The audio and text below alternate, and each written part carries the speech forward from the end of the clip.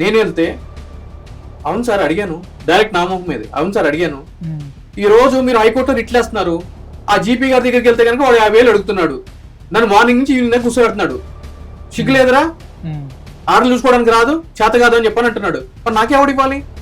మీరు పోయి ఆ జీపీ గారితో మాట్లాడండి. ఇదే టోన్ తోటి. అంటే ఇప్పుడు ఇలాంటి వ్యక్తుల మీద మనం ఎలాంటి యాక్షన్ తీసుకోవడానికి ఉండదా సార్? అంటే వీళ్ళు వారి అవినీతి తిమింగలాలు బ్రదర్, స్పర్శ ఉండదు వీళ్ళకి. మనం కోర్టుల ద్వారా ఏ వెళ్ళినా కూడా కోర్టులకు ఉండేటువంటి బడ్డెన్స్, ఇప్పుడు కోర్టులు కూడా చట్టపరంగా ఏదైతే ఉందో ఆర్డర్స్ ఇస్తాయి, అది చేయకపోతే కంటెంప్ట్ అని చెప్పని అంటాం, అంటే కోర్టు ధిక్కరణ చర్య. సో ఆల్రెడీ వేస్తాము.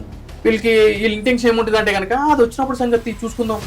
కోర్టులు తినుంటారు కదా, భారీ అవినీతికి పాల్పడి ఉంటారు, మేనేజింగ్ ఎక్కడికక్కడ అధికారులు మేనేజ్ చేయడం. ఇప్పుడు అంటున్నాడు కదా జీపీకి నేను 50,000 ఇచ్చినా, వాళ్ళకి 50,000 ఇచ్చినా అని చెప్పని. మరి ఈ విధంగా డబ్బులు దేనికి ఇస్తున్నాడు? మేనేజ్ చేయడానికి, పీకల్లాగా తినడానికి. దీనివల్ల ఏం జరుగుతుంది? ఈ రోజు దేశానికి సేవ చేసినటువంటి సైనికులు ఎవరైతే ఉన్నారో వాళ్ళ జీవితాలు అగాధాల్లో పడిపోవట్లేదా?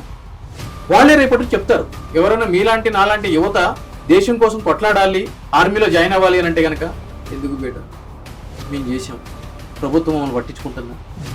ఏం చేసింది చూడు, ఏ విధంగా ఉందో ఆడు చూడు, ఎదవా 15-20 లక్షలు అడుగుతున్నాడు నా సొంత భూమి అని చెప్పని. ఏం పోయే కాలం అండి.